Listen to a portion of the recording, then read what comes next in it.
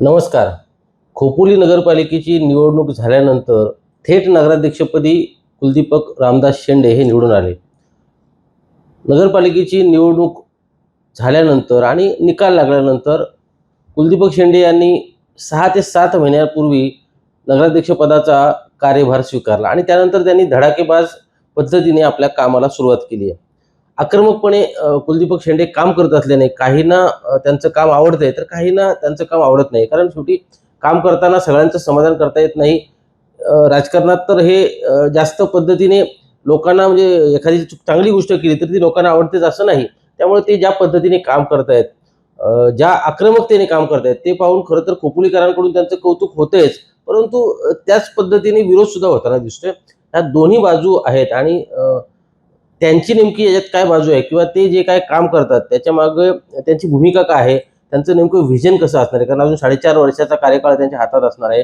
भविष्यात खोपोलीचा विकास कशा पद्धतीने झालेला पाहायला मिळेल, कारण मागचा जर का आपण काळ पाहिला, मधला प्रशासकाचा काळ असेल किंवा त्यापूर्वीचा जो काय लोकप्रतिनिधींचा कार्यकाळ होता, तर खोपोलीत असं भरीव कोणतंच काम झालेलं नाही. त्यामुळं 4.5 वर्षात कुलदीपक शेंडे यांच्याकडून खोपोलीकरांना मोठ्या अपेक्षा आहेत आणि त्या अपेक्षांना ते कसं खरं उतरतात हे सुद्धा आपल्याला पाहावं लागणार आहे. आज आपल्यासोबत नगराध्यक्ष कुलदीपक शेंडे आहेत. शेंडे साहेब, आपलं स्वागत आहे. 6-6.5 महिने, आपण 7 महिने पकडू, 7 महिन्याचा कार्यकाळ झालाय. धडाकेबाज पद्धतीने तुम्ही काम करताना दिसताय. काही लोकांना काम तुमचं आवडतंय, काही लोकांना ते आवडत नाहीये, काही लोक नाराज होत आहेत.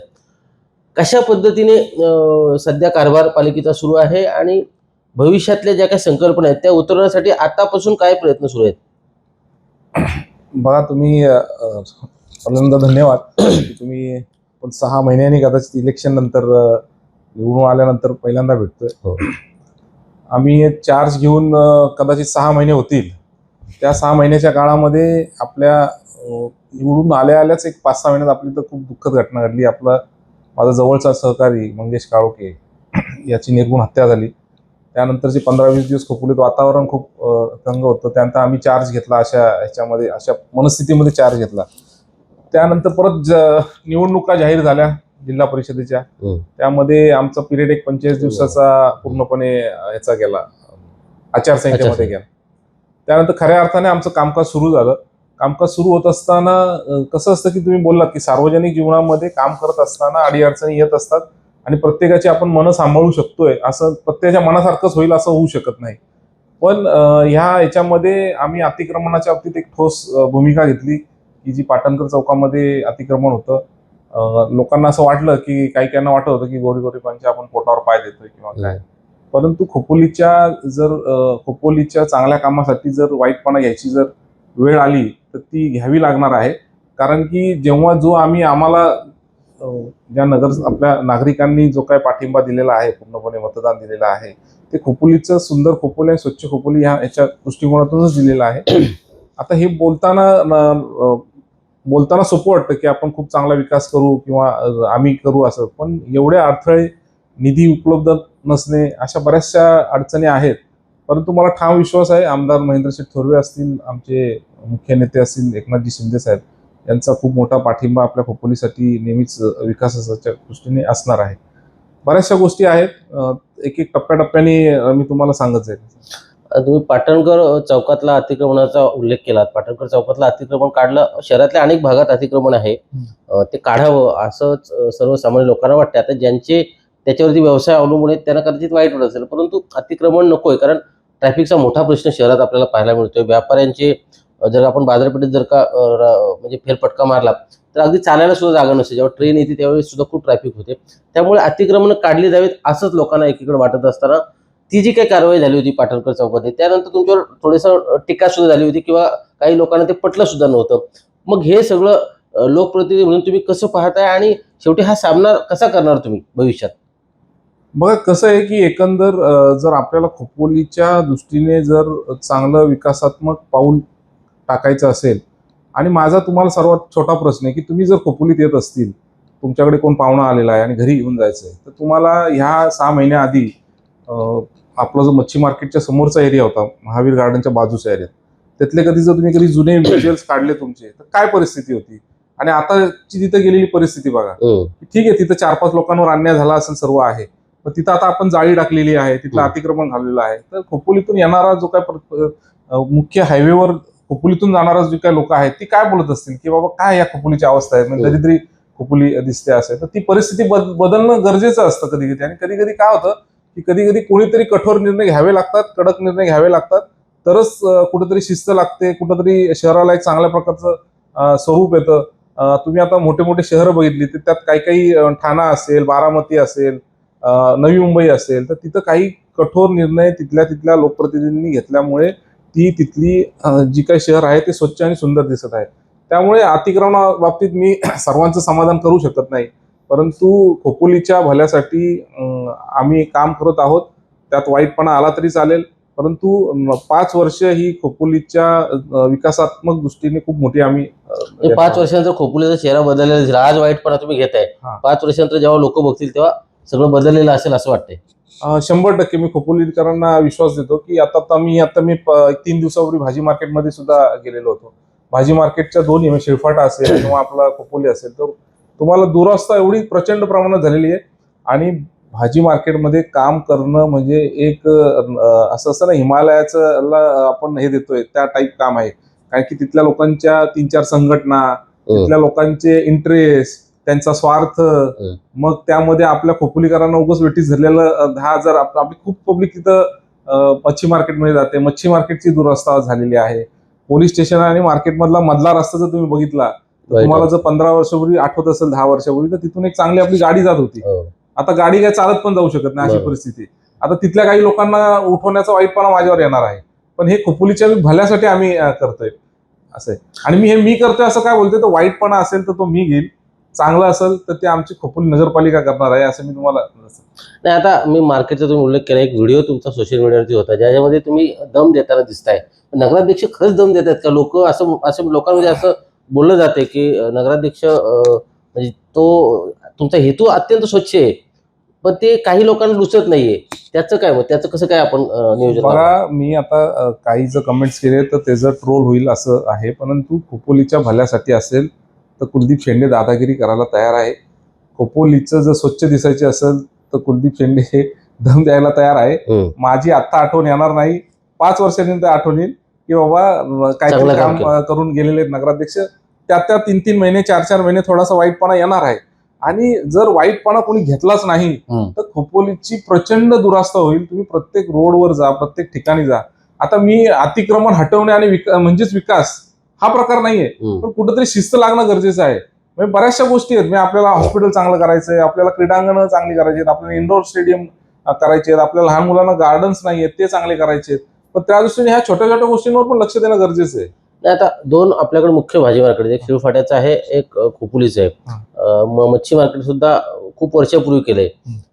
तर त्यासाठी काय प्लॅनिंग आहे? कारण शेवटी सर्वसामान्य लोक त्या ठिकाणी जात असतात, प्रचंड अस्वच्छता आणि बाकी सगळ्याच अडचणी आहेत. तर त्यासाठी काय प्लॅनिंग आहे भविष्यातलं? बघा, आता काय आहे की भाजी मार्केट जो एरिया आहे, भाजी मार्केटमध्ये दोन्ही श्रीफाटा भाजी मार्केट असेल आणि इथला आपला खोपोलीतला भाजी मार्केट, तिथल्या व्यापाऱ्यांना अजून विश्वासार्हता नाहीये की तिथं त्यांना असं वाटतं की तिथं खूप चांगलं काम करायला जर घेतलं नगरपालिकेने तर आणि अडचणी येऊ शकतात, आणि जर काम थांबलं तर त्यांच्या रोजीरोटीवर परिणाम होऊ शकतो. तर त्यांच्या प्रत्येक संघटनेला विश्वासात घेण्याचं काम चाललेलं आहे. त्यांच्या मनासारखं मार्केट करण्याचं आम्ही काम करणार आहोत. तिथले स्थानिक लोकप्रतिनिधी असतील त्यांना विश्वासात घेऊन, त्यानंतर व्यापाऱ्यांना घेऊन आम्ही तळेगावचं एक मार्केट चांगलं केलेलं आहे असं बोलतायत, तर तो आम्ही घेऊन जाणार आहेत आर्किटेक्टच्या बरोबर. त्या व्यापाऱ्यांना आर्किटेक्टच्या बरोबर बसून तुम्हाला कसं अद्ययावत हे पाहिजे, किती साईज मध्ये जागा पाहिजे, काय पाहिजे, त्या पद्धतीने सुद्धा आम्ही काम करतोय. मच्छी मार्केट आणि मी आमच्या डोक्यामध्ये, नगरपालिकेच्या डोक्यामध्ये डबल टिबल 5 मजली मार्केट करण्याचं अजिबात नाहीये. आपल्याकडे जर महाराजा मंगल कार्यालय बघितलं असेल, तिथं जो डोम आहे किंवा जो असा प्लेन दिसतो, तर ते मार्केट असं स्वच्छ असं लांबून सुद्धा दिसलं पाहिजे 100 मीटरवर, की बाबा एक नजर अशी जायला पाहिजे. तिथं स्वच्छता, त्यांना विश्वास घेऊन त्या स्वच्छता कशी ठेवता येईल ते बघितलं जाणार आहे. मच्छी मार्केट नवीन आहे, तर तुम्ही आता एक मच्छी मार्केट इथून गेलात तर पहिल्या मजल्यावर जाऊन या, तुमची जायची इच्छा नाही होणार पहिली पायरी चढल्यानंतर. तर ते काय उपयोगाचं नाहीये. त्यामुळे ते तोडून सुद्धा, मच्छी मार्केट तोडून दोन्ही बाजूला पार्किंग करायला लागणार आहे. पार्किंगची व्यवस्था नाहीये मार्केटमध्ये, तेवढ्या एरियामध्ये. खूप मोठं काम आहे. पण हे इंद्रधनुष्य म्हणजे जे काही शिवधनुष्य आम्ही खोपोली, आमचे जे काही नगरसेवक असतील, सभापती असतील, मुख्याधिकाऱ्यांच्या सहित प्रशासन असतील, ते सर्व आम्ही उचलायला तयार आहोत. तशी मानसिकता आमची आता सर्वांची बनत चाललेली आहे. नाही, पण आता एक मोठा प्रश्न असा निर्माण होतो की ज्याचं मार्केटमध्ये एखादा गाळा आहे ज्या माणसाचा, त्याचीच हातगाडी किंवा आणखी एखादा ठेला बाहेर सुद्धा अशी एकेकाची 4-4 गोष्टी आपल्याला आहेत असं दिसतं. मग त्याच्यावरती कसं मार्ग काढणार? कारण शेवटी पुन्हा वाईटपणा घ्यावाच लागणार आहे तुम्हाला. बघा, हा वाईटपणा हा काय येणार आहे माहितीये का, की ज्याचा एक गाळा आहे आणि तो 4 गाळे ठेवून बसलेला आहे, तर त्याचे 4 गाळे कमी होणार आहेत. म्हणजे तो आमच्या नावाने बोंब मारणार आहे. हो, परत त्याच्या 7 हातगाड्या बाहेर असणार आहेत. हो, तो पण 7 हातगाडीवाले जे काही लोक असतील ते आमच्या नावाने बोंब मारणार आहेत. हो. पण 100-200 माणसांमुळे खोपोलीतल्या 1.25 लाख माणसांचं नुकसान होणार नाही. आम्ही वाईटपणा घ्यायला तयार आहोत. मी वाईटपणा घ्यायला तयार आहे पूर्णपणे. दुसरा एक असा आरोप होतो की आपण जी काही कारवाई करतो ती म्हणजे हातगाडी असेल किंवा ही किरकोळ जे विक्री त्यांच्यावरती करतो, पण बाजारपेठेत मगाशी जसं म्हणावं तसं बाजारपेठेत सुद्धा अतिक्रमण मोठ्या प्रमाणात आहे. बरेचसे व्यापारी रस्त्यावरतीच दुकान आपलं मांडताना दिसतात. त्या व्यापाऱ्यांवर नगरपालिकेकडून कारवाई होत नाही, छोट्याच लोकांवर कारवाई होते. तर त्यांच्यावर कारवाई पालिका भविष्यात करणार आहे का? 100% त्यांच्यावर सुद्धा कारवाई होणार. मी व्यापाऱ्यांच्या बरोबर सुद्धा एक मिटिंग आम्ही बोलवणार आहोत. जशी भाजी मार्केटची आम्ही बोलवलेली होती. खोपोली असेल, फाटा असेल, शिळफाटा असेल, व्यापाऱ्यांना बोलून घेणार आहोत. आणि मला असं एकंदर दिसतं की व्यापारी हे पॉझिटिव्ह आहेत. त्यांना सुद्धा हे अतिक्रमण 1-2 लोकांनी त्यांच्यातल्या, बघा, प्रत्येक व्यापाऱ्यांनीच अतिक्रमण केलेलं असं नाहीये. प्रत्येक क्षेत्रामध्ये 10 ते 20% लोक अशी असतात की ते अनधिकृत काम करत असतात. तर त्या लोकांच्या ह्याच्यासाठी बाकी 80% व्यापाऱ्यांना आपण त्यांचा कुठल्याच प्रकारचा विरोध नसणार आहे असं मला तरी वाटते. त्यामुळे त्यांना विश्वासात घेऊनच ती कारवाई 100% केली जाईल. नाही, आता आपण जर का खोपोलीतून म्हणजे शिळफाट्याकडून जर खोपोलीत यायचं, पेणवरून येताना म्हणा किंवा खालापूरवरून खोपोलीकडे येताना शिळफाट्यावर प्रचंड वाहतूक कोंडीचा सामना आपल्याला करावा लागतो. काही दिवसांपूर्वी म्हणजे त्यावेळेस सुरेश लाड माझ्या मते आमदार होते, त्यावेळेस एक निधी आला होता, रस्ता रुंदीकरणाचा होता तो, परंतु स्थानिक व्यापाऱ्यांनी त्याला विरोध केला आणि त्यामुळे ते रस्त्याचं रुंदीकरण रखडलं होतं. मग ओव्हरब्रिजची संकल्पना आली. खूप मोठा प्रश्न आहे तो, खरं तर केंद्र सरकारच्या स्तरावरचा जो प्रश्न आहे. परंतु तुम्ही आता नगराध्यक्ष आहेत, आमदार तुमचे आहेत, खासदार तुमचे आहेत, राज्यात सुद्धा सत्तेत आहोत तुम्ही, आणि प्लस देशात सुद्धा सत्तेत सहभागी पक्ष आहे. तो जो प्रश्न आहे तो कुलदीपक शेंडे यांच्या कार्यकाळात सुटेल का? 100% काय आलंय की 2 ते 3 महिन्यामध्ये आम्ही आमदार साहेबांकडे 2 वेळा हा प्रश्न मांडला. 2 वेळा मिटिंग सुद्धा साहेबांनी एकनाथजी शिंदे साहेबांच्याकडे लावली होती. शिंदे साहेबांचा कार्यक्रम एवढा व्यस्त होता की 2 ते 5-10 मिनिटाचीच मिटिंग झाली, पण त्यावर ठोस निर्णय झालेला नाही. मला वाटतं ह्या 15 दिवसातच आमदार साहेबांनी शिंदे साहेबांच्या डिपार्टमेंटची फक्त आणि फक्त खोपोली जो काय आपला शिळफाटा रोड आहे त्या बाबतीत मिटिंग लावलेली आहे. आणि ती सकारात्मक ती मिटिंग होणार आहे. कारण की व्यापाऱ्यांचा पण एक सेन्स दिसतोय की त्यांना रस्ता रुंदीकरण पाहिजे, कारण की त्यामुळे व्यापार वाढणार आहे 100%. दुसरी गोष्ट आली की बारणे साहेबांशी सुद्धा चर्चा झालेली आहे की NH4च्या बाबतीत काही निर्णय घ्यायचे. तर साहेब आणि बारणे साहेब एका कार्यक्रमाला एकत्र असताना, बहुतेक मिसिंग लिंकच्याच कार्यक्रमाला असताना विषय झाला होता. तर त्यांनी सुद्धा आश्वासन दिलेले की दिल्लीला त्यांच्या धर्तीवर एक मिटिंग घेऊन इंदिरा गांधी चौक आहे तर आपल्या मेळ गावाच्या तिकडे जाणार रस्ता, तिथून ते इथपर्यंतचा रस्ता एक बायपास आपल्याला करण्याचं ते एक प्लॅनिंग करतायत. ते एक 100-150 करोडच्या वरती काम जाईल. आणि मला वाटतं हे 40 कोटीचं काम सुद्धा पास झालेलं आहे. फक्त NH4 to MSRDC to IRB अशा काहीतरी त्यांच्या इंटरनल काहीतरी चेंजेसमुळे थोडंसं काम स्लो चाललेलं आहे. कोणाला हस्तांतर करायचं का, आता हस्तांतर झालेलं आहे. त्या थोड्याशा ह्याच्यामध्ये सिस्टमच्या त्या ह्याच्यामध्ये थोडंसं लेंदी डिसिजन चाललेले आहेत थोडेसे. काही दिवसांपूर्वी सगळीकडेच मुसळधार पाऊस पडला होता. खोपोली सुद्धा मुसळधार पावसानं झोडपलं होतं. अनेक सखल भागांमध्ये पाणी साचलं होतं. गटार आणि जे नाले आहेत ते साफ म्हणजे व्यवस्थितरित्या साफ न केल्यामुळे किंवा ते केवळ कागदावरच साफसफाई झाली अशा प्रकारचा आरोप केला गेला. प्रशासन असताना या गोष्टी होत होत्या, परंतु आज लोकप्रतिनिधी आहेत, नगराध्यक्ष आहेत, उपनगराध्यक्ष आहेत, सगळे नगरसेवक म्हणजे काम करतायत. असं असताना सुद्धा खोपोली पाण्याखाली होती. काय म्हणजे कशा पद्धतीने काय हे सगळं असं झालं, म्हणजे काय नक्की कारण असावं?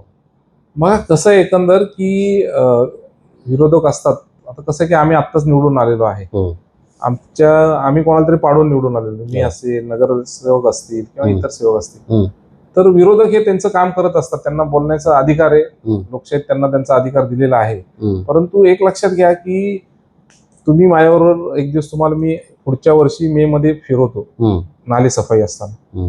आपल्याला नागरिकांची सुद्धा खूप मोठी जबाबदारी आहे. तुम्हाला माझ्याकडे काही फोटो आहेत. बाजारपेठेमध्ये मला वाटतं एका चेंबर मधून 1000-2000 बाटल्याचा हो. खच काढलेला आहे. त्यानंतर गुरुवार बाजार आम्ही आता बंद केलेला ह्या मागच्या आठवड्यामध्ये. हं. मग बंद केल्यानंतर त्या लोकांची मिटिंग घेतली. मग आम्ही एक संध्याकाळी गाडी लावली. प्रचंड प्रमाणात गुरुवार बाजारात बाहेरून व्यापारी येतात. त्यांच्याकडं माझ्या मते 1-2 टनाच्या वरती कचरा जो काही प्लास्टिकचा साचतो ते तिथल्या तिथं त्या गटारात गटारात. टाकतात, नाहीतर मग त्या हायकोच्या तिथं जाऊन टाकतात. हं. मग तो कचरा वर्षानुवर्ष थांबला असं. आणि काय होतंय की तो कचरा आमची जे काय कर्मचारी आहेत, सर्व सफाई कर्मचारी हं. बाजारपेठेतल्या दोन्ही गटारामध्ये आतमध्ये तर घुसू शकत नाही, रोड छोटे आहेत. हो, त्यांचा जेवढा फावडा जाईल तेवढाच ते काढू शकतात. बरोबर. पण जर एखादी पाईपलाईन मधल्या 2 चेंबरमध्ये जर असेल आणि तिथं जर तो अडकलेला असेल तर त्याचा तो रिव्हर्स इफेक्ट येणारच आहे. उलट मी सांगतो की आमच्या ह्या वेळेला सफाई कर्मचारी असतील, आरोग्य सभापती असतील, आमचे HOD असतील आरोग्याचे, त्यांनी खूप चांगल्या प्रकारचं काम केलं. आणि काही ज्या बघा आता पहिल्यांदाच बॉडी आलेली आहे प्रशासक नंतर, काही त्रुटी असू शकतात. आम्ही नाही सांगू शकत की आमच्याकडे जादूची छडी वेळ दिला गेला पाहिजे थोडासा. थोडा वेळ द्यायला पाहिजे, कारण की सिस्टम मध्ये काही त्रुटी आहेत त्या चेंज करायला आम्हाला थोडा टाइम लागणार आहे. लोकांची मानसिकता सुद्धा, म्हणजे आमच्या कर्मचाऱ्यांची मानसिकता असेल, आपल्या जे काही स्थानिक लोक असतील त्यांची मानसिकता चेंज करायला त्यांना थोडा वेळ द्यायला लागेल आपल्याला. युनिमाउंटच्या समोरचा जो हायवे आहे आपला, तिथेही बऱ्यापैकी पाणी साचतं. म्हणजे दरवर्षाची ती खरं तर अडचण आहे. त्याच्यावरती कायमस्वरूपी मार्ग काढण्याची खरं तर गरज आहे. युनिमाउंटला माझ्या माहितीप्रमाणे म्हणजे त्याची चर्चा आहे ह्या बाजारात, त्यात त्यांना NOC किंवा ज्या काही तत्सम गोष्टी असतात पालिकेकडून त्या पूर्णपणे दिल्या गेलेल्या नाहीयेत. आणि युनिमाउंट हा परवानगी, आणि युनिमाउंटच्याच मुळे तिथे पाणी सस्ता असा एक आरोप होतो. त्याच्यावरती मार्ग कसा करणार, कारण तो मुख्य रस्ता आहे आपला. बघा एक एकदम साधी गोष्ट आहे. युनिमाउंट कुठे आहे? युनिमाउंट आधी हायवे मध्ये होतं का? नाही होत. हायवे जिथं तिथंच आहे. युनिमाउंट कुठे झालाय? त्या साईडला आलाय. समजा त्यांचं म्हणणं असेल की बघा काय आहे की युनिमाउंटच्या तिथे आधी शेती होती, त्यामुळे वरतून ज्या डोंगराचं पाणी येत होतं त्या शेतामध्ये थांबत होतं. आता सिमेंट कॉन्क्रीटकरण झाल्यामुळे तिथलं सर्व पाणी त्या रोडवर येतंय. सर्वात मोठी मला कधी कधी MSRDC वर च्या अधिकाऱ्यांची क्यू वाटते, म्हणजे इंजिनियर लोकांची, की तुम्ही हायवे बनवताय, हायवेच्या बाजूला तुम्ही आता जरी जाताना गाडीतून एक नजर मारली तर तो गटर आहे, पण तो गटर साध्या तुमच्या घराचा लोकलला जाताना तेवढेशे गटर असतात. तुम्ही हायवेच्या बाजूला किती मोठे त्यांनी स्ट्रॉंग ड्रेन ठेवला पाहिजे होता, की जो आम्ही आता इथे बनवलेला आहे चिंचोली DP रोडला जर गेलात कधी तर खूप मोठे असे आम्ही 2-2 मीटरचे स्ट्रॉंग ड्रेन बनवलेले आहेत. 1 मीटरचा तर बनवायला पाहिजे होता साधा. तर तो निचरा होणार कसा काय पाण्याचा, असं आहे. तर तो दोष नगरपालिकेचा नाहीये. कधी कधी काय होतं, नागरिकांना वाटतं की सामान्य नागरिक त्यांची भावना बरोबर आहे की अरे काय नगरपालिकेच्या हद्दीत रस्त्यात, त्यांना वाटतं की नगरपालिकेने केलं पाहिजे. पण ती ऑथॉरिटीच हायवेची असल्यामुळे तिथले डिसिजन ते हायवे घेणार आहे. उद्या समजा नगरपालिका काम करायला गेली तर तो काम कमी नाहीये. मला वाटते 5-5 कोटीची 2-2, 10-10 कोटीची कामं आहेत. मग ते 10 कोटीची कामं आपण नगरपालिकेच्या फंडातून का करावी जर त्यांचा रस्ता असेल तर त्याच्या सुद्धा आमदार साहेबांनी ज्या दिवशी आम्ही बघायला आलेलो त्या दिवशी खूप कडक शब्दामध्ये तिथल्या अधिकाऱ्यांना बोललेले आहेत. त्या संदर्भात आमची आता 15 दिवसात मीटिंग सुद्धा आहे. त्यात सुद्धा साहेब कडक शब्दात सांगणार आहेत. आणि मला वाटतं ह्या वर्षापर्यंत तो प्रॉब्लेम सॉल्व्ह व्हायला पाहिजे, कारण की वर्ष का तर त्यांची प्रोसिजर आहे MSRDCची. नगरपालिकेची असेल तर मी तुम्हाला आश्वासन देऊ शकलो असतो की 6 महिन्यात आपण ते काम करू. बरोबर. नाट्यगृहाचा एक प्रश्न आहे, म्हणजे जे कला रसिक चांगलं नाट्यगृह आपल्याकडे होतं, परंतु त्याच्यावरती काय खर्च झालाय किंवा त्याची काय ते त्यात काय आपण जात नाही, कारण ते तुमच्या काळातलं नाहीये. परंतु आता सध्या नाट्यगृहाची परिस्थिती काय आहे आणि काम सुरू आहे असं कळतंय. नाट्यगृह सुरू सुद्धा होणार असंही बोललं गेलं होतं, परंतु अजून ते काही सुरू झालेलं नाही. कधीपर्यंत नाट्यगृह सुरू होईल? जे काय आपले कला रसिक आहेत त्यांच्या तशा प्रकारची मागणी आहे, तुमच्याकडे सुद्धा तशा प्रकारे बऱ्यापैकी लोक येऊन गेले असतील, तर कधीपर्यंत ते लोकांना सुरू होईल लोकांसाठी? बघा, खोपोलीचं छत्रपती शाहू महाराजांचं जो आपलं नाट्यगृह आहे तो खोपोलीचा प्राईड आहे त्या मानाने. पण करोनाच्या काळात बंद असल्यामुळे अत्यंत तिथल्या चोऱ्या झाल्या, त्या नाट्यगृहात त्याची दुरावस्था झाली, घुशी उंदीर जाऊन सत्यानाश पूर्ण केला. आमदार साहेबांच्या माध्यमातून त्याला 2.5 का 1.5 कोटीचा निधी साहेबांनी उपलब्ध करून दिला. त्या काळामध्ये थोडंसं प्रशासनाने जर त्याचा, आणि काय आलंय की मी खोपोलीच्या नागरिकांना सांगू इच्छितो की मी खूप थोडासा शब्दरचना तुम्हाला आवडणार नाही, पण मी सांगतो की नाट्यगृह हे महाराष्ट्रातलं नाही, देशातले सर्व नाट्यगृह हे सफेद हत्ती झालेले आहेत. खरंय. त्यांची डागडुजी करणं हे आपल्यासारख्या खोपोली नगर परिषदेला परवडण्यासारखं नाहीये. माझ्या बरोबर मी सर्व पत्रकारांना आता घेऊन जाणार आहे. काय घेऊन जाणार आहे सर्व, कारण की मी कालच तिथे जाऊन आलो. साहेबांनी 1.5 ते 1.5 करोडचा फंड दिला. जर आमदार साहेबांना तेव्हा ब्रीफ झालं असतं, सांगितलं असतं की साहेब ह्याचं इस्टिमेट खूप हा मोठं निधी होतं. प्रशासन असताना दिलेला आहे. प्रशासन असताना दिलेला आहे निधी.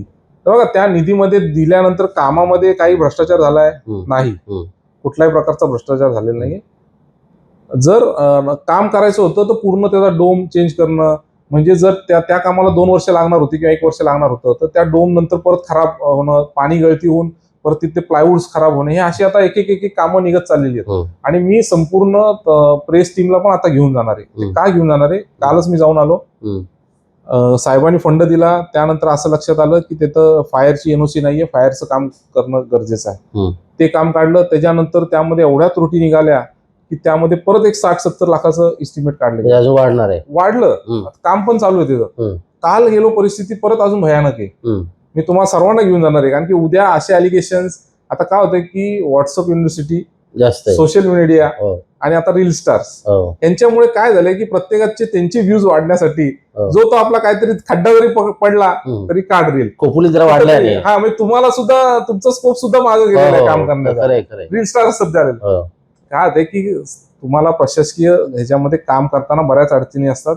आम्हाला साधं 10-20 हजाराचं काम करायचं असेल ना, तरी त्याला 10 टिप्पण्या करायला लागतात आणि त्यानंतर ते काम सुरू होतं. आणि ते जर काम पहिल्यांदा केलं आणि त्यानंतर परत जर बिल काढायला गेले आमची लोक, तर त्याच्यावर सुद्धा अलिगेशन. म्हणजे ह्या सर्व एकत्र करून काम करून घेत असताना खूप अडचणी असतात. ह्या बाहेरून बोलून बसून फक्त रील काढणे, व्ह्यूज वाढवण्यासाठी, काही बोलण्यासाठी कोणी काही करू शकतो.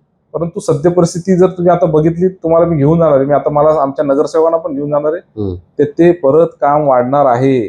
परत काही लोक रील स्टार बोलणार की ह्यांनी यांचे पैसे आणि खिसे भरण्यासाठी कामं काढलेली आहेत. एकाच वेळेस करायला पाहिजे होतं. त्याचं नियोजन झालेलं नाहीये. ABCD टप्पे करायला पाहिजे की अत्यावश्यक कुठलं, त्यानंतर आवश्यक कुठलं, आणि त्यानंतर 6 महिने नाट्यगृह सुरू झाल्यानंतर काय करता येईल, हे असा एक टप्पा बनवायला पाहिजे होता. पण ठीक आहे, कुठलाही आपल्याला प्रशासनावर मला दोष द्यायचा नाहीये, कारण की त्या इंजिनियरची आणि त्या ह्याची मानसिकता काय आहे त्याच्यावर त्या परिस्थितीचे किंवा त्या वास्तूची फ्युचर पण अवलंबून असतं. त्यामुळे आता माझ्या मते आपण एक अद्ययावत नाट्यगृह 100% देऊ, पण माझं असं मत आहे की परत ते देऊन परत त्याचा काहीतरी बकाल करण्यापेक्षा एक चांगलं काहीतरी सुनियोजित काम करायला लागणार. अध्यक्ष साहेब, खोपोलीत पाण्याचा एक मोठा प्रश्न आहे. म्हणजे भविष्यात तो आपल्याला निश्चितपणे भेडसावू शकतो, कारण लोकसंख्या दिवसेंदिवस वाढते.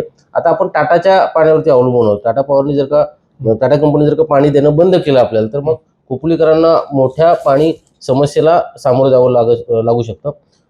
पाणी समस्या कायमची निकाली काढण्यासाठी काही प्लॅन आहे का डोक्यामध्ये? बघा, आता तुम्ही चांगला प्रश्न विचारला था की योगायोगाने आजच मीटिंग मत्स्य विभागाची नितेशजी राणे साहेबांनी लावलेली आहे. आम्ही आमदार साहेबांना विनंती केली होती. आमदार साहेबांना मी 10 दिवसापूर्वी हा प्रश्न गंभीर होणार आहे असं सांगितलेलं होतं. साहेबांनी तातडीने मीटिंग ही नितेश राणेंकडे लावली. ती का लावली? मत्स्य विभागाची, तलावाच्या बाजूला मत्स्य विभागाची जागा आहे. माझ्या तेव्हा यशवंत साबळे, आम्ही मुंबईला होतो, साहेबांना त्याचं गांभीर्य मी यशवंत शेट्टी सांगितलं. तेव्हा लक्षात आलं असं की जागा अवेलेबल आहे, तर तिथं ही जागा आपल्याला कलेक्टरांच्या मार्फत आणि मत्स्य विभागाला मिळू शकते. 7 एकर जागा आहे. 5 ते 10 दिवसाचा स्टोरेज आपल्या इथं इमर्जन्सी मध्ये राहू शकतो, की उद्या जर टाटाचं काय काम निघालं इमर्जन्सी, तर त्या स्टोरेजचा उपयोग करू शकतो. तर आज 4 वाजता मंत्रालयामध्ये नितेश राणेंच्या नेतृत्वाखाली, अध्यक्षतेखाली संपूर्ण टीम आमदार साहेबांची असतील, सचिव असतील, त्या लेवलला आम्ही मिटिंग घेतोय. आणि ती टाटाची जागा आहे, मग ती कशी घ्यायची काय, बघा, 1-2 महिन्यात नाही लगेच होणार. 6 महिने, वर्ष सुरुवात झालेली. आणि त्या दृष्टीने आम्ही आता डीपी मध्ये सुद्धा एक 5-10 एकरची जागा घेऊन स्टोरेज टँक करण्याचा प्रयत्न चालू आहे. भले या 5 वर्षात होईल माहित नाही, आमचा पूर्ण प्रयत्न राहणार आहे. पण खोपोलीकरांसाठी 50-60-100 वर्षाचं नियोजन करण्याचं पूर्णपणे एक प्लॅनिंग चाललेलं आहे. आपण डीपीचा जो रस्त्याचा जर विचार केला, म्हणजे हा लवजी हा पट्ट्यातला सगळा, तर त्या भागात ज्या काही इमारती उभ्या राहिलेल्या आहेत, तिथे गटराची व्यवस्थित सोय नाहीये. ड्रेनेजला म्हणजे ड्रेनेज नाहीच आहे जवळजवळ.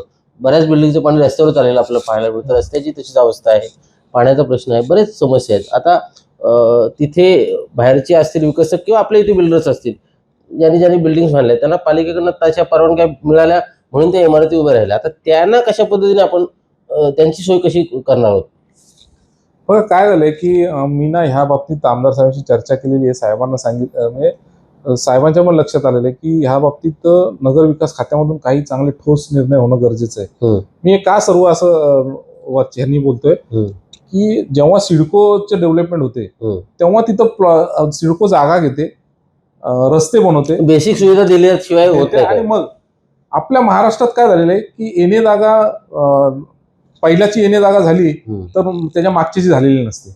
तर तो काय करतो माणूस की पुढचा वाला डेव्हलपमेंट सुरू करतो, मागच्या वाला त्याची येणे नसते झाली तर तो त्याची जागा भराव करतो, सर्व करतो, जागा उचलून घेतो. म्हणजे मागची जुनी घरं असतात किंवा काय असतात तर त्याच्यावर संपूर्ण पाण्याचा असेल, पाणी निचरा होणे असेल, रस्ता असेल, गटर असेल, त्याचे प्रॉब्लेम सुरू होतात.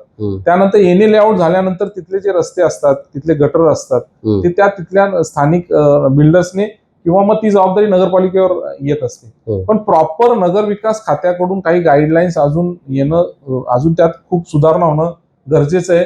ते जोपर्यंत होत नाही तोपर्यंत खोपोलीतच नाही महाराष्ट्रात हा प्रॉब्लेम राहणारच आहे. पण तरी सुद्धा आम्ही आता स्ट्रिक्टली आमचे जे काही टाउन प्लॅनिंग डिपार्टमेंट आहे त्या डिपार्टमेंटला सांगून त्या बिल्डरला स्ट्रिक्टली इन्स्ट्रक्शन दिलेले आहेत. जुन्या काय परवानग्या गेल्या असतील ते आता जाऊ द्या सांगितलं, पण नवीन याच्यामध्ये कुठल्याही नंतर लोक जी राहायला येतील त्यांना म्हणतं सोसायटी येते, सोसायटीला जो त्रास होतो तो न होण्यासाठी आत्ताच आम्ही खूप कडक पावलं ह्या ह्याच्यात उचललेली. भुयारी गटारांचा एक प्रश्न आहे. भुयारी गटार योजनेचं काम आता सध्या कोणत्या स्टेजला आहे, किती दिवसात ते काम पूर्ण होईल? कारण बऱ्याच वर्षापासून म्हणूया खरं तर आपण ते सुरू आहे काम. बघा, भुयारी गटर योजनेमध्ये आता लोकांची अपेक्षा असते की 1-2 वर्षात पूर्ण व्हावी. महाराष्ट्रात नाही, देशात कुठेही जा, कुठली भुयारी गटर योजना 7-8 वर्षाच्या पुढे चाललेली नाही. कारण की एवढं क्रिटिकल काम आहे की आपल्या देशामध्ये एवढ्या ऑथॉरिटी आहेत. महानगर गॅस येते मध्येच, त्याच्यानंतर आमची पाईपलाईन येते मध्येच, BSNL ची येते, त्याच्यानंतर बरेचशा जुन्या पाईपलाईन्स येतात मध्येच. त्यांचा निपटारा करता करता थोडासा इश्यू होतो. त्यात परत एवढ्या ऑथॉरिटी आहेत की आता आपल्याला MSRDC हायवे बाजूने गेलेला आहे, आपल्याकडे रेल्वे ऑथॉरिटी आहेत, आपल्याकडे सर्वात मोठा प्रॉब्लेम असा आहे की HP लाईन गेलेली आहे तुमच्या त्या पट्ट्यात. त्यांचं तर मला वाटतं 5-10 मीटरवर जरी नुसतं JCB आणि हे लावला तरी ते काम थांबवला येतात. अशा प्रचंड अडचणीमधून खोपोलीमध्ये आता MSRDCने आपल्याला 20 कोटी रुपयाचा हे दिलाय फक्त रस्ता क्रॉसिंग करायचा, त्याचं बजेट वाढतंय. मग त्या तो 20 कोटी खर्च वाचवण्यासाठी आम्ही 5-10 कोटीमध्ये पॅरल लाईन टाकण्याचा प्रयत्न करतोय. अशा अडचणी आहेत पण त्यातून मात होईल. पण असं याचा अर्थ असा नाही होत की ते काम खूप स्लो चाललंय आणि कामच होत नाहीये. आम्ही आमच्या पद्धतीने आणि ठेकेदार काही प्रमाणात काही ठेकेदार असतील किंवा त्याच्या आधीचे सब ठेकेदार ठेवलेले असतात, त्यांच्या काही चुकांमुळे भुयारी गटर योजना लेट चाललेली अशी वाटते. परंतु बॉडी बसल्यानंतर त्याच्यात खूप चेंजेस आलेले आहेत. तुम्हाला त्यात बदल सुद्धा असते दिसेल. रुग्णालयाचा एक मोठा प्रश्न म्हणजे मगाशी तुम्ही नाट्यगृहाचा जेव्हा आपण विषय काढला तेव्हा तो पांढरा हत्ती असं बोललात. रुग्णालयाचा सुद्धा तशाच पद्धतीचा विषय आहे. रुग्णालय ही तशी गरज आहे, म्हणजे खोपोलीकरांना खरं म्हणजे त्यातनं फायदा निश्चितपणे मिळतो, परंतु शेवटी त्याच्यावरचा खर्च असेल किंवा बाकी ज्या काही गोष्टी त्या पालिकेला न परवडणाऱ्या आहेत. तर त्याच्यातून मार्ग काढून आपण कशा पद्धतीने पुढे जाणार आहोत? बघा, काय माहितीये का, आपल्या नागरिकांना पण माझी एक विनंती आहे की आणि थोडंसं खरं बोललं पाहिजे. खोटं खोटं बोलून नुसतंच काहीतरी करणार 5 वर्ष काढण्यात काय अर्थ नाहीये. आपण KM बघतो, नवी मुंबई महानगरपालिकेचे हॉस्पिटल्स बघतो आणि आपल्या अपेक्षा वाढतात की अरे असं हॉस्पिटलची सोय मिळाली पाहिजे. पण त्या पद्धतीने त्या नगरपालिकेचं उत्पन्न सुद्धा त्या प्रकारचं असतं. आपल्याकडे 2 कोटी रुपये आपण हॉस्पिटलसाठी खर्च करतोय दर वर्षाला. त्याच्या माध्यमातून फॅसिलिटी आपण 0 देत आहोत. म्हणजे आपल्याला कर्मचाऱ्यांवर खर्च जास्त, पगारावर पैसे जात आहेत, तिथले डॉक्टर्स त्यांच्यावर खर्च जात आहेत आणि तिथले इक्विपमेंट आपण जर लावायला गेलो तर त्याच्यात समजा आता एक कार्डियक अँब्युलन्स जरी साधी घेतली तर 3 डॉक्टर यायला लागतील, महिन्याला 2 लाख रुपये खर्च वाढेल. अशा एक्सरे मशीन असेल किंवा अजून दुसरा डॉक्टर जर आणला तर तो खर्च वाढणार आहे सर्व. तर आम्ही आता असं बघतोय की BOT तत्वावर किंवा असं अजूनपर्यंत महाराष्ट्रात कुठं दिलेलं नाहीये, पण आम्ही एक असं चेक करतोय की आमच्या नगरपालिकेचा होणारा खर्च कमी करून तो आम्हाला कसा चालवता देता येईल आणि सामान्य नागरिकांना तिथं जास्तीत जास्त सुविधा कशा मिळतील. म्हणजे कसं बघा, फ्रॅक्चर्स असतील, छोटे मोठे हे असतील किंवा इमर्जन्सी आपली तर हे आहे, हायवे गेलेला आहे तर ऍक्सिडेंट होतात, तर त्याला प्रथमोपचार काय मिळेल या गोष्टीला तरी आपण उद्या ICU किंवा उद्या त्याला तिथं ऍडमिट करून काहीतरी लगेच मोठी ट्रीटमेंट हे नगरपालिका हॉस्पिटल कधीच होऊ शकत नाही. कारण की त्या बाबतीत खर्च सुद्धा पडू शकत नाही. हम्म. पण जेवढं सोयीस्कर करता येईल तेवढं आमचा करण्याचा प्रयत्न आहे. उपजिल्हा रुग्णालयाला देण्याचा सुद्धा प्रयत्न आहे. ती पण बहुतेक 15-20 दिवसात आमदार साहेब मिटिंग लावतील. हम्म. तर त्यातून सुद्धा एक मोठा निर्णय होईल कदाचित की उपजिल्हा ट्रान्सफर करायचा विचार. हा ट्रान्सफर करायचं, म्हणजे मग ते आपली बिल्डिंग नवीन तयार आहे, हो हो त्यांना पूर्ण ट्रान्सफर सरकारकडे केलं द्यायचं. सरकार हम्म. कडून हे होईल. बरोबर. नाही, तुम्ही आता मगाच आपण इतका वेळ बोलतोय, तुम्ही एक गोष्ट ठामपणे बोलताय की वाईटपणा घ्यायला लागलं तर चालेल, परंतु खोपोलीचा विकास होण्यासाठी जे जे करावं लागेल ते मी करायला तयार आहे. म्हणजे गोड गोड बोलून किंवा लोकांच्या मनात जागा निर्माण करण्यासाठी खोटं बोलून पुढे जाण्यापेक्षा कटुता आज घेतली तर त्याचे परिणाम भविष्यात निश्चितपणे दिसतील. हे सगळं सुरू असताना आणखी काय संकल्पना मनात आहेत? खूप, कारण बघा, तुमचे वडील नगराध्यक्ष होते, त्यांच्या काळात छत्रपती शिवाजी महाराजांचा पुतळा असेल, डॉक्टर बाबासाहेब आंबेडकरांचा पुतळा असेल, अशी काही लक्षात राहणारी कामं झाली, अनेक कामं आहेत तशी, पण ही 2 नावं मी घेतली. तशा प्रकारचं काम कुलदीपक शेंडे यांच्याकडून भविष्यात कोणतं होणार आहे आणि त्या पद्धतीने काय प्लॅनिंग आहे आपलं? बघा, मी आता ना एकंदर फिरलेलो आहे ना, तर आपल्याला इलेक्शन मध्ये जो काय फिरलो आहे, आपल्याला इथे स्पोर्ट्स इन्फ्रास्ट्रक्चर खूप कमी आहे. म्हणजे बॅडमिंटन कोर्ट असेल, स्विमिंग पूल असेल, इंडोर असेल, किंवा क्रिकेट तर आपल्याला काही ग्राउंड आहेत अवेलेबल, क्रिकेट कसंही होतं. फुटबॉलच्या साठी खूप चांगल्या प्रकारचे ग्राउंड नाही आहेत आपल्याकडं. परत आपल्याकडं काही मुलं खूप चांगल्या प्रकारचं स्केटिंग सुद्धा करत असतात, रनिंग मध्ये करत असतात, त्यांना रनिंग ट्रॅक आपल्याकडे साधा नाहीये.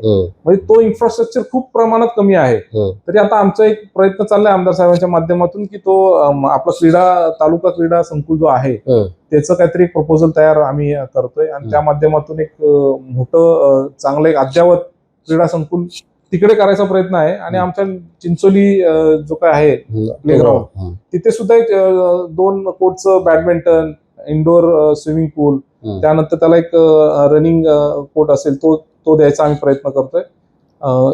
थोडस अडचण अशी आहे की काही योजनांमुळे शासनाकडे फंड अवेलेबिलिटी होत नाहीये. जर आम्ही 5 कोटी रुपये मागितले तर कुठेतरी 50 लाख किंवा 1 कोटी रुपये मिळत आहेत. इकडचा प्रशासकीय भार, पगाराचा सुद्धा वाढत चाललेले आहेत. या सर्व गोष्टी असताना, आणि काय तसं मी थोडंसं मानतो की चॅलेंजेस जर असतील तर काम करायला सुद्धा मजा असते, आणि त्यातून जर काही अचिव्हमेंट केली तर तो आमच्या नगरसेवक असतील आणि प्रशासन असतील की त्यांना एक वेगळा आनंद होणार आहे, आणि तो आम्ही चॅलेंज घेतलेला आहे.